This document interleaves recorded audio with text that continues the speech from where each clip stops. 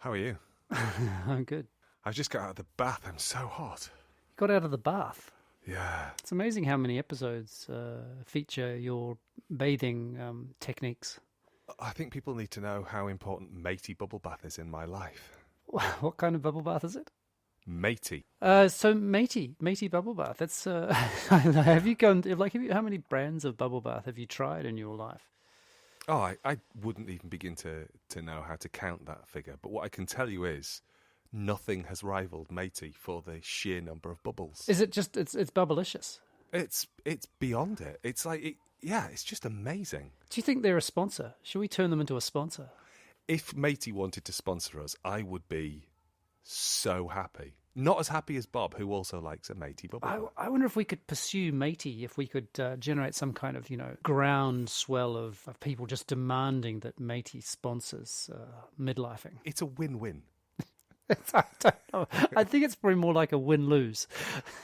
And yeah, I think they're the losers.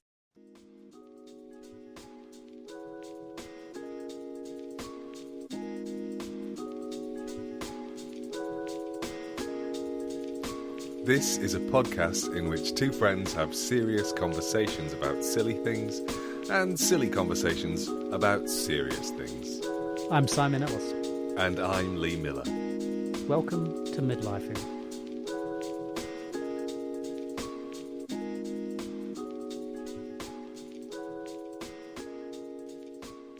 Lil and I were talking about desert island meals this morning. Nice. What are you taking? Actually, we had this slight argument, or not an argument, but a conversation about whether they should be called desert island meals or death row meals. Oh, I think Desert Island is a little bit cheerier because I think Death Row, not so much. It's true. But so yeah, it's because I was eating some toast and marmalade. And I was thinking, you know what? I might switch from pasta bake to marmalade on toast. As your Desert Island meal? Exactly. And it occurred to me that when I was thinking about making bread and I was thinking, or anything that you were to do, that there is going to be a time in my life that it will be the last loaf of bread I ever make, right? And I was wondering, and we just asked each other, would you prefer to know that something was your last time or not know? I think it would entirely depend on the thing, wouldn't it? Oh, really? So, God, yeah. Yeah. I would love to know that this is the last time I have to go to work. What about making love? Oh, I wouldn't want to know that. You wouldn't want to know. Yeah. No. So if it's a good thing, you don't want to know, and if it's a bad thing, you do want to know. Yeah, I would never want to know if this is my last pizza. I wouldn't want to know if this is my last episode of... Midlifing. Yeah, exactly. This could be, This could be the end. Is that because you have so little faith in what I'm going to pitch at us today that you're thinking, this could be the thing it's actually, that finally kills us? I love that, the straw that broke the camel's back. Yeah. Yeah, because that does make me the camel in that particular metaphor, doesn't it? Yeah, it does. It does. And I've always thought of you as a camel. 2 humps, maybe. Are camels ungulates? I can't remember. I don't know. I'm not an expert. Oh, I'm going to have to DuckDuckGo that, aren't I? The dromedary, also called the Arabian camel, is a large, even-toed ungulate. We are. Of the genus Camelus, with 1 hump on its back. Have you ever been on a camel? I've never been on a camel. Haven't you? They spit a lot, don't they? They're spitters. The one that I was on was not a spitter. I was on a camel in Egypt near the... it couldn't be more of a cliche. I was on a camel in Egypt just by the pyramids of Giza. I was wearing one of those nice hats. I wasn't. I actually was wearing a nice hat. It was a bucket hat to keep the sun off my head. And they get up with their bottoms first. And there's this terrifying moment of kind of the precipitous lean where you just think... This is going to be my last camel ride. Well, that was my last camel ride. It was my first and last. There's nothing that is going to compel me to get on one again. Really? You think that's not going to happen in your life? Well, I've done it, I think we could have an entire episode of Midlifing on things we will never do again. And also another episode on things we will never do, full stop. Parachuting. Never going to happen? Fuck no. Can you imagine anything more ridiculous? I mean, seriously, throwing yourself out voluntarily from a moving object high in the sky wearing only a little bit of fabric. I mean, come on. From camels to parachuting. You can't say that we don't cover the gamut. It's true. How are you, anyway? I was talking to an undertaker yesterday. I so want to know why you were talking to. No, it's somebody. It's a friend. It's somebody I know. It's not. I wasn't. This was not a professional conversation. You've got a friend who's an undertaker. I'm never really sure how to qualify what a friend is. Do you have this trouble? Is this today's topic? No, it's not. I struggle to know who. I just said I have a friend who is ... I'm not sure if he is my friend. You mean you don't know what he thinks of you? No, that I don't mean. I don't mean that at all. He's really nice. He's really pleasant. I see each other quite regularly. We've been out socially. Oh. But I don't know what the threshold. Do you have his phone number? No, I don't have his phone number. Oh, that's interesting. I think it's a little bit like when you asked the question many episodes ago about if it's too early to have a glass of wine. So if I'm asking, is he my friend, then he probably isn't. Yeah, well, unless you have an unusually high threshold for friendship. Do you think you have an unusually high threshold for friendship? Yes, I think I might do. Oh. I think I might do, because I think for... You mean more than average? Just in that moment, caught myself going, oh, what qualifies as a friend? How long do you have to have known somebody? How intimate do you have to be with them? Because I like this person. I know things about this person. I always enjoy my interactions with him. I guess that's a friend. I think he's definitely a friend. Okay, cool. Yeah. Then in that case, I've got a friend who's an undertaker. That was pretty much the end of that. Yeah. Which is still cool. It's still cool. Yeah, super cool. And he was reminding me of the magazine, the 14 Times. So wait on, just to back up a little bit. So when you said I've got a friend who's an undertaker, it's so interesting. In my imagination, when I think of you talking about a friend, or when I think of people talking about a friend, I think of a young person. Oh, interesting. Yeah, it's not like I thought, oh, you've got a 70-year-old friend who's an undertaker. Oh, that is interesting. He's not 70. He's older than me, but not much. So he's in his 50s. Yeah, I guess. He might have just crested that wave, I guess. I think he has. Yeah, it's not a wave, man. Let me tell you. It's not a wave. He's waded through that... Okay, wow. Yeah, yes. It's thicker than a wave, that's for sure. Yeah, no, he's not in his 70s, but he isn't a young person. Yeah, he's not 17. I don't know if there are 17-year-old undertakers. I also think of undertakers because of that show 6 Feet Under, all those years ago, and I just think of them as young men, really. He's not that kind of undertaker. So he's one of those cool undertakers that, there's like humanist services and people who get buried in woods and all of that sort of stuff. Yeah, right on the edge of my expertise here, mate. Okay. So when you imagine an undertaker, you're imagining somebody in a black suit with a black tie and a very sort of dour sort of demeanor. They're the designated mourner. They're designed to look sad. Yeah, he's none of those things. He is bearded, bald, bespectacled.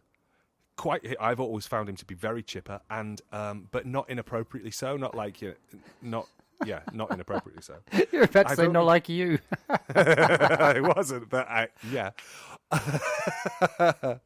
I went to a service that I was going to say presided over, but I don't know what the right words are. It was over 10 years ago now, and it was absolutely beautiful. It was it was terribly sad, and there was this just huge circle of people in a woods, and they all had a story of it. Oh. And he did this. I guess I'm trying not to say cool because I don't want it to sound like it's arch in any way, because it's really not. It's just celebratory and gorgeous. Yeah. It's unconventional, though. Clearly, it is unconventional. I think that's safe to say.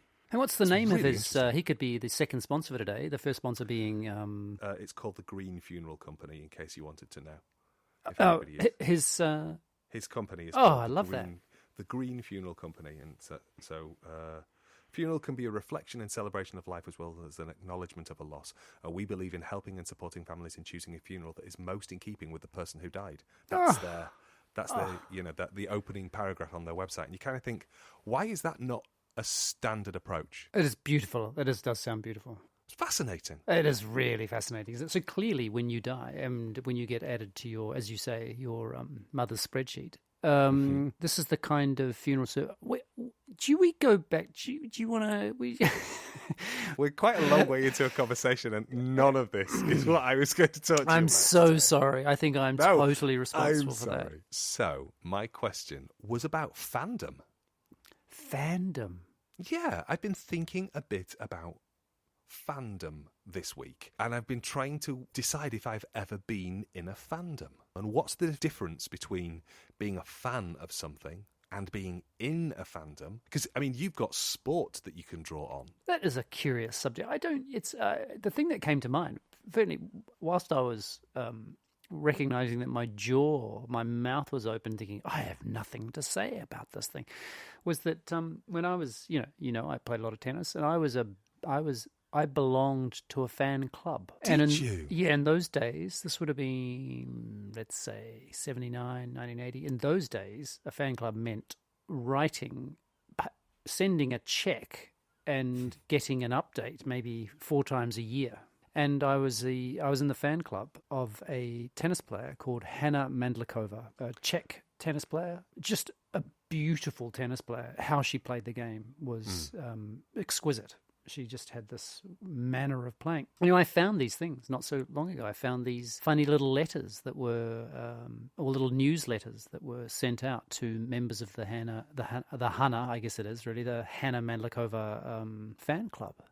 But I remember it being a bit of a, it was, as you can imagine, a bit of a faff to organise a check. And I think it would have been in pounds sterling. So to organise a check in pounds, and I don't know why I was sending a check in pounds to a check. Well, that's a bit confusing, isn't it?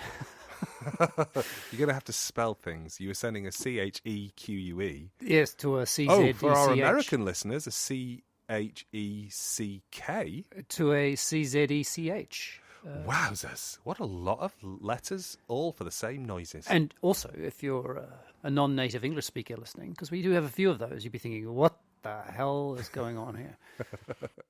So, yeah, and the funny thing is, I didn't have the same feelings, I should say, towards Hanna Mandlikova in terms of how much I was invested in her winning or losing than I did, say, Bjorn Borg. Okay, so why were you in her fan club and not Bjorn Borg's fan club? I have no idea. The only thing that comes to mind is that it was about the way she played. Right. That there was something about the manner of a game which seemed to be more like the way I played. So, yeah, I've definitely felt those things that you're talking about, which is to be so invested in something that a lot of your waking time is spent thinking about it, of getting nervous for potentially weeks before a big game, almost being the point of not being able to watch it, really dreading what's going on. And yeah, it's those are for anyone who's been a fan of any, particularly sport, because of course the outcomes are not known. It's a very strange phenomenon. I really, I don't like it, but I also have an experience it and continue to experience it. So is it something that you still feel in your body? Because I'm wired differently in the sense that I have never in my life cheered for, booed for any sporting fixture. I have no. So you've never something's happened on a screen and you've never gone, fuck off, you fucking piece of shit, like that. Never, because I've never been invested in anything happening like that. Yeah, I definitely don't treat the opposing team and what's going on with curiosity. See, now, here's an interesting thing. Everything that you've heard about my dad would make you think he would probably be very keen to go, you shower of shit, get off the pitch. Yeah. He has never supported a football club in his entire life. It is amazing that he missed that. He has, he is a man who was the captain of his football team at school. He boxed for his school. So he's an athlete. Oh, he is absolutely, and still is really, a very physically capable man. Yeah. Who turns 80 in April and, still looks good, keeps himself in fairly good shape. Yeah, good nick. When I watch him watch football, which I've seen many times over the course of my life, watched my dad watch football, he gets invested in the game. He doesn't get invested in the team. So obviously he wants his, in inverted commas, team to win, but his team is contextual. So if he's watching, let's say it's like a World Cup kind of thing. Yeah. If he's watching England play another country, he wants England to win. He does. But then he will, exactly that. But not then, to the point where it's not like he's losing sleep over the... God, no. Yeah, over the day. No, not at all. And then he will very happily go, Gareth Southgate. I think my references might be really out of a bit out of date. Gareth Southgate should never have kicked the ball in that way. Yeah, I think Gareth Southgate is now the manager, so he doesn't do any ball kicking. Yeah, I know, but I'm thinking about a conversation I have had at some point in my life with my dad, rather than I think it was the 80s, maybe, or the 90s, early 90s. Anyway, there you whatever. go. But he's not.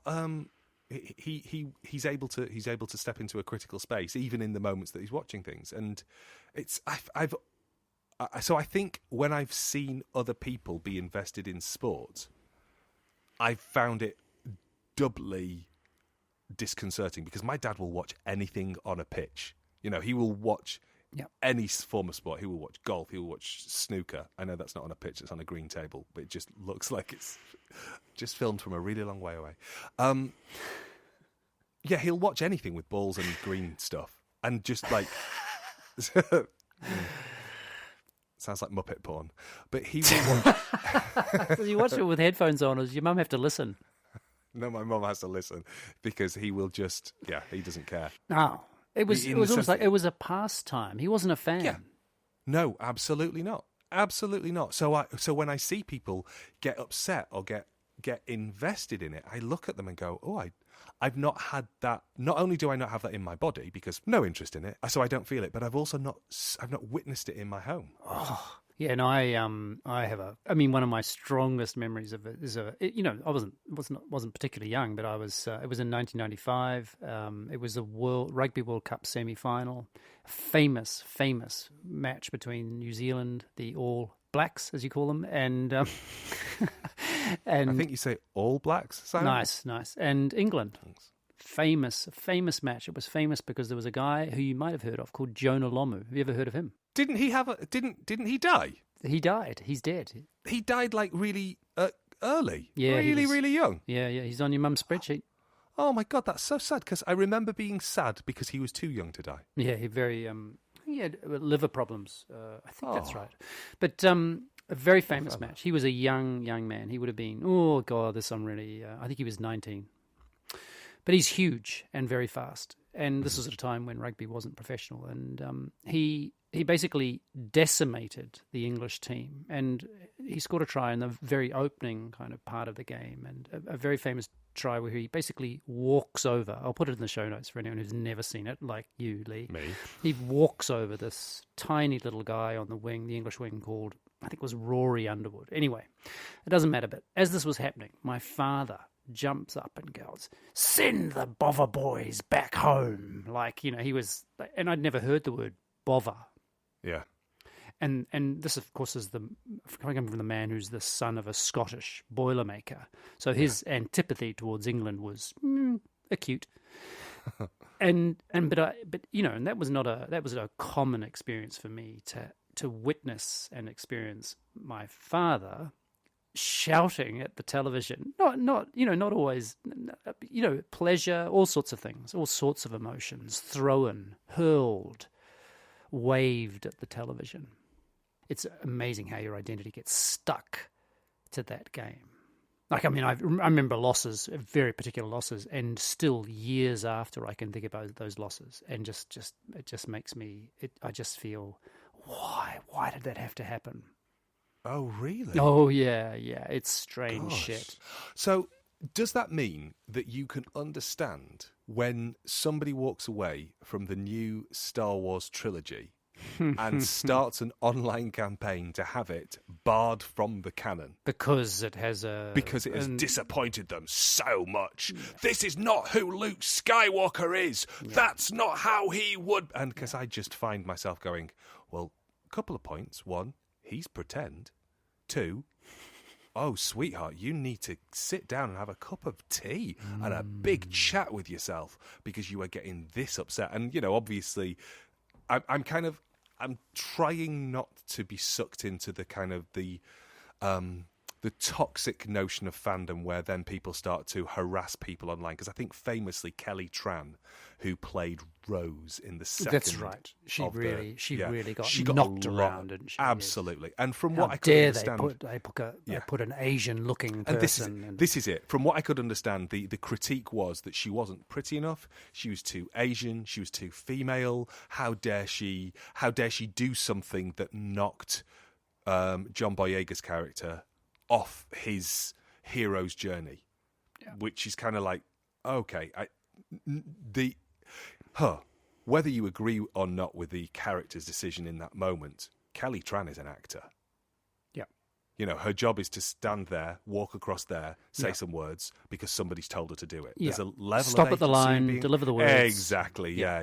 A level of agency, but not a high much. Level, right? exactly. Especially someone her level of acting. It's not like she's, Tom Cruise, who's executive producing something and saying, no, I'm going to do it like this. Absolutely. And John Boyega, I think, has been very explicit in recent years after the end of him needing to do the kind of the publicity rounds for Star Wars to basically say, you cast a man of colour in a central role and then you did not know what to do with him.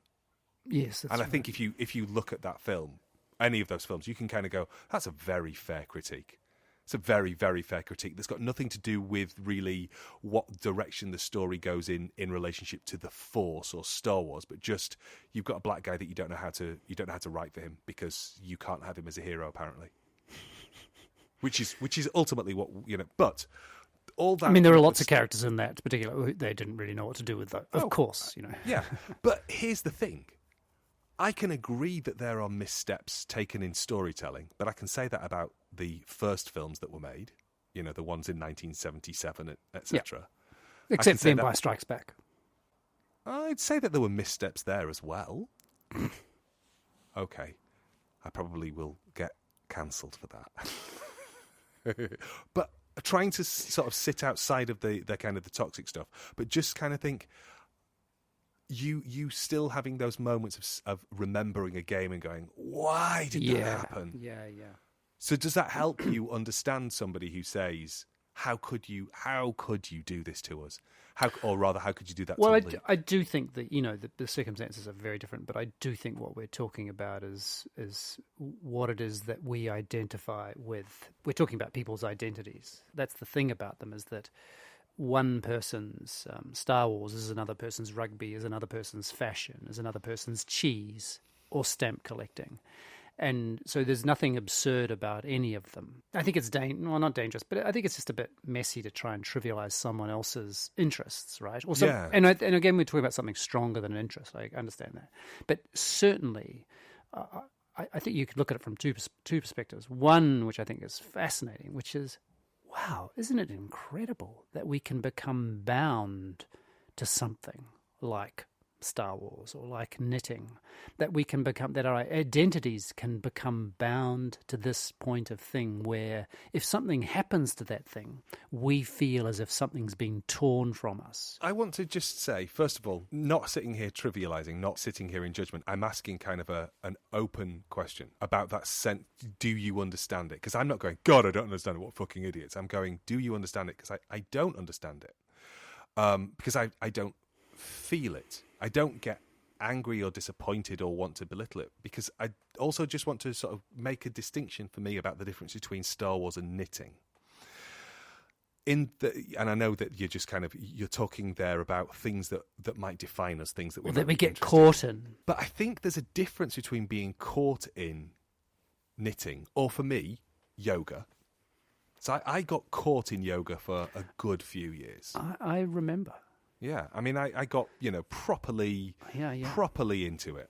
So I did disappear down a particular type of rabbit hole, and I was absolutely defined by the idea of myself as a yogi, but it feels to me different than being a fan of something, because one is something that sits inside your body, as opposed to something which sits outside of you that you are invested in and defined by, but it is not you. And you have effectively no control. And that's it. I think it's the bit about the lack of control. I think there's a distinction for me about a hobby that you become obsessed by and being a fan of something which is outside of you, which is, again, not an attempt on my part to try and demean, belittle, or diminish, because I think you're right. I'm just a bit stuck on this. It's a little bit like, to me, there's a little bit of a line. The thing is, to me, that line between, if you say you're a fan of something, yeah, you're a fan, but the crossover to when you start participating in let's say, a global conversation about it. And the thing about participation, I wonder, does that mean just reading, or is it meaning being on, as I say, subreddits or on social media where, you're using particular hashtags and you're part of the yelling? And there's something, and to me, I struggle to understand that, and yet I also think it's exactly the same thing. In the sense, in terms of what I was talking about in relation to sports, in the sense about it being tied to what I think the world is and how I participate or how I am in the world and who I am in this world. And when someone or something does something to just tear at that understanding, it's by and large traumatic. For example, if a sports team I follow loses in a particularly bad way, I feel those feelings, right? As if they've screwed up the script, that someone has done something in that script to just totally mess it up, and it shouldn't have happened like that. And that's interesting, because what it does is it informs discourse, doesn't it? People who are happy don't take the time to give 5-star reviews, but people who are unhappy will say, don't shop here, don't eat here, 1 star, awful service, because it's like that's a more powerful motor than to go, I had a nice time, it was great.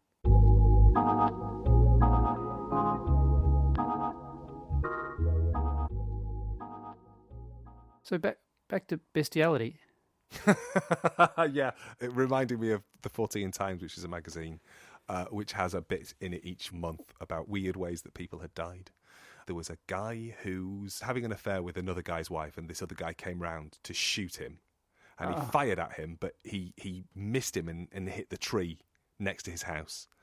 And the guy got arrested and put away for attempted murder. 30 years pass. The tree gets really kind of crazy and out of control and needs to be felled. And a tree surgeon comes round with a chainsaw and starts to saw the tree down, and his chainsaw hits the bullet that's embedded in the tree trunk, and it flicks it out, and it hits the guy who was the original target of the bullet and kills him. No, this is not possible. That is not possible. This is the story that was in the 14 Times. What is the name of this magazine? Because it's this sounds like 14 Times. It's stories. It's strange stories. Like, so it will have 14. Fortean. It's named after Charles Fort, who was interested in the occult and interested in the mystic arts, and so he was interested in cryptozoology and the idea of Bigfoot and all of that sort of stuff. And this magazine holds his name, the 14 Times, and it does have this kind of this weird ways of dying. And another one was a guy squashed by a boulder in a quarry, and when the boulder was taken off him,